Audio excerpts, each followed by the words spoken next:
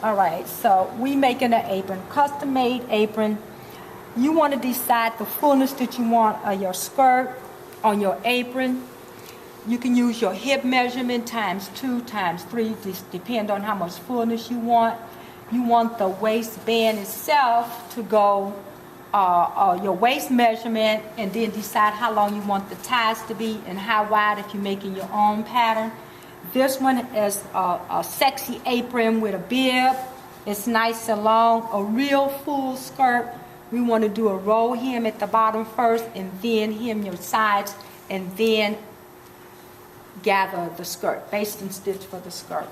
So for this apron, we have a bib in 1/4-inch ties to finish the bib at the front.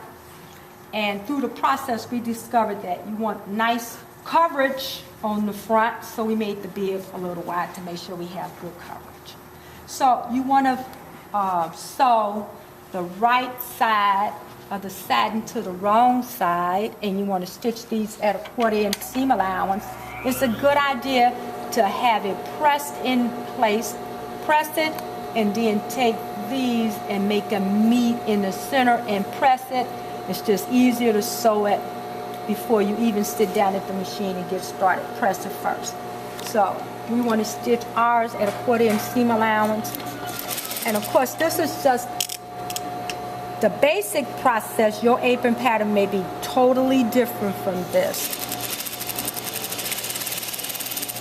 So if we stitch these together at a 1/4 inch, stop at the very top of the bib.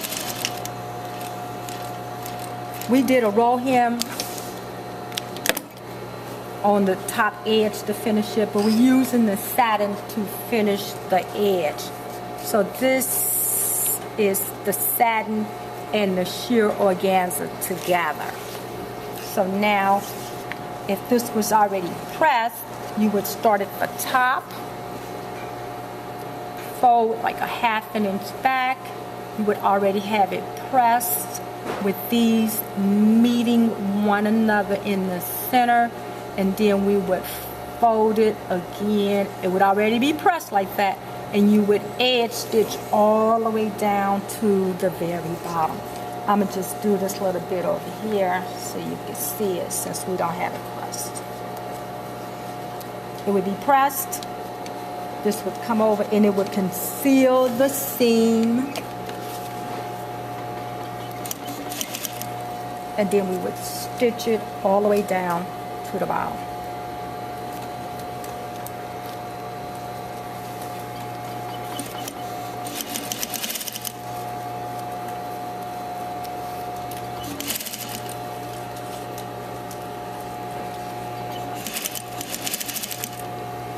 So it's nice to have a pretty holiday apron. After you do all that cooking, then look really good. Or go and buy everything and put on an apron and look good like you did all the work. Okay, so here we want to join the bib, I've started it, to the waist. Make sure you match your notches. You're just going to do a stay stitch so we can keep it in place.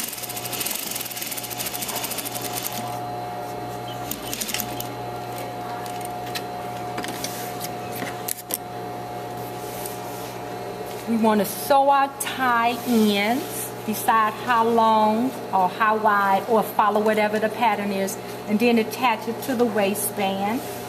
And we'll have that attached on both ends. We want to hem the bottom of the skirt first, then the side seams next. So we're just going to do a roll hem on our skirt. So you turn back a 1/4 and turn back a 1/4 and stitch. Make sure they line up at the top so they'll come out even at the bottom. So before you start, make sure it's lined up correctly. You can do a stay stitch. You can press it if you like first to get started. But we sew like pros, so we don't do all that.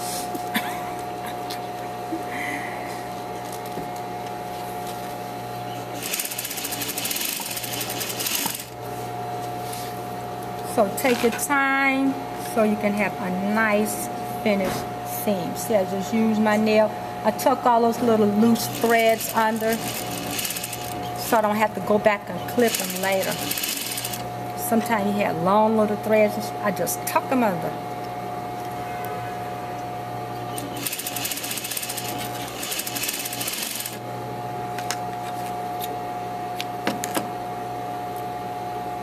Trim the long ones, turn these under, get it matched up, tuck those under. Try and not stretch the fabric while you're sewing it so it'll line up even at the bottom. Some of these stretch a little bit while you're sewing it, but if you have a stay stitch, that will eliminate that also, because you can pull that stitch and ease it in. See all those little threads? I just tuck those in while I'm sewing.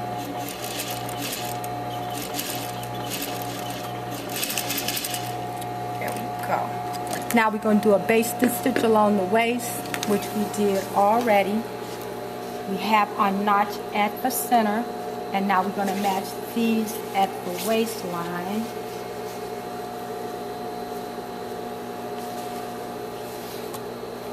So I want to pin these in place. There's my notch.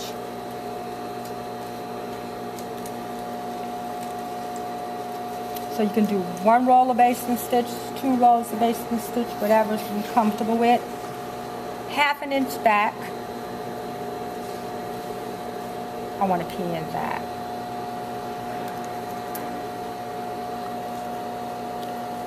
So I take my basting stitch and pull it till I get my 1/2 to fit in. So sometimes if you have a regular home sewing machine, you can use a heavy duty thread and do a zigzag stitch.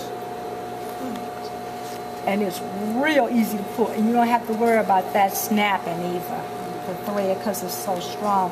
There's no stress on it because it's gliding over the heavy duty thread. So once we get this locked in place, I want to balance it out. I usually pin it in place. So if I took this and I found my center and then the centers of my gathers, then I would keep everything balanced. I wouldn't have more gathers on one end, less on the other end. So it's imperative, even if you don't have notches, that you find the center yourself and balance everything. So do that even before you put the gathers in there and put a pin in there. Get them lined up. So I would pin this. So I'd have 1, 2, 3, at least 5 pins in this skirt, and then I would stitch across the entire thing. So once I got this finished,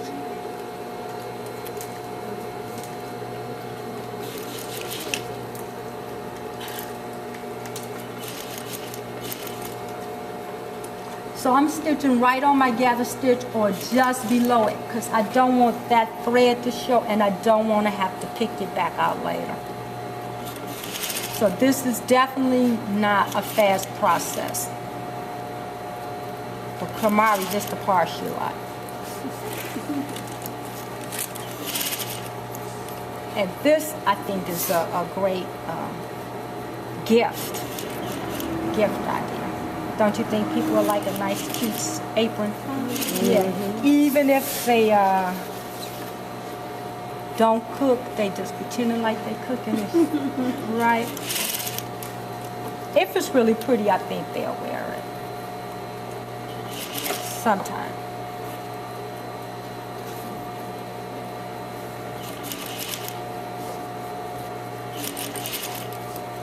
So I'm going to stitch this just up to the halfway point and then show you how to do the tie.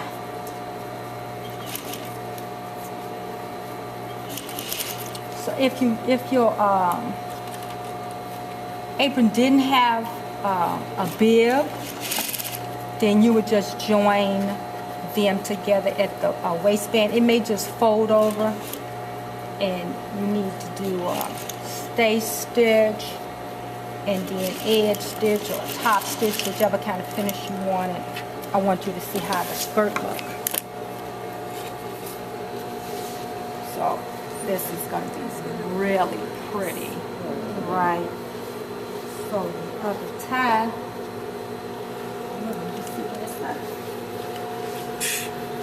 Where's the other tie?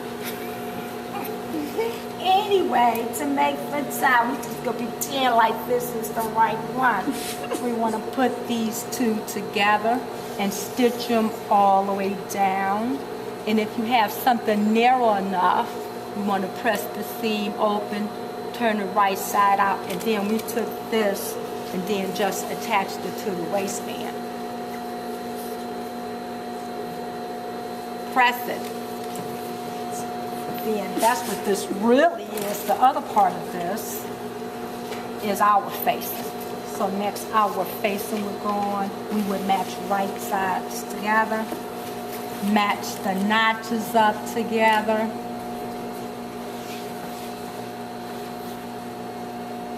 Let me show you girls. Okay.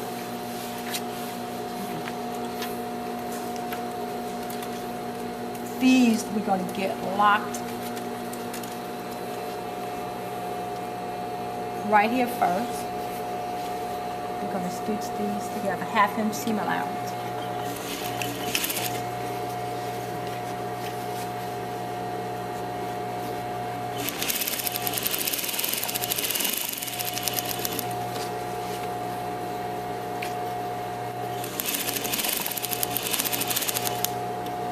And you all know this will go all the way across the entire front.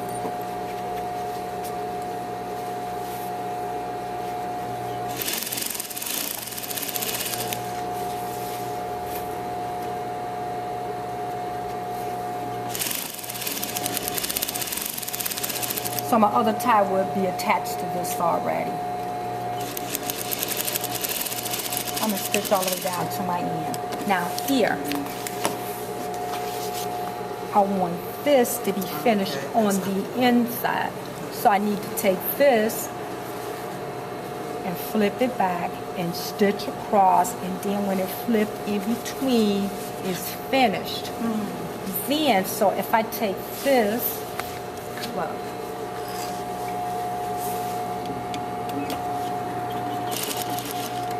and go to my half inch seam allowance and turn it. Leave my needle down, half inch seam allowance, back stitch. Right past my tie, half inch seam allowance, turn it. And I can go as far as I like. Remember we did that before? And if we trim this out, you all remember what I'm talking about? Exactly. Then you don't have to worry about fussing over that. Oh, cool. It's locked in and it's even, right? And then remember I stopped because this part of the skirt will already be locked in there. It's on the other end, but you all getting the picture? It's all good. Yes! All right. Make some beautiful aprons then, ladies. Awesome.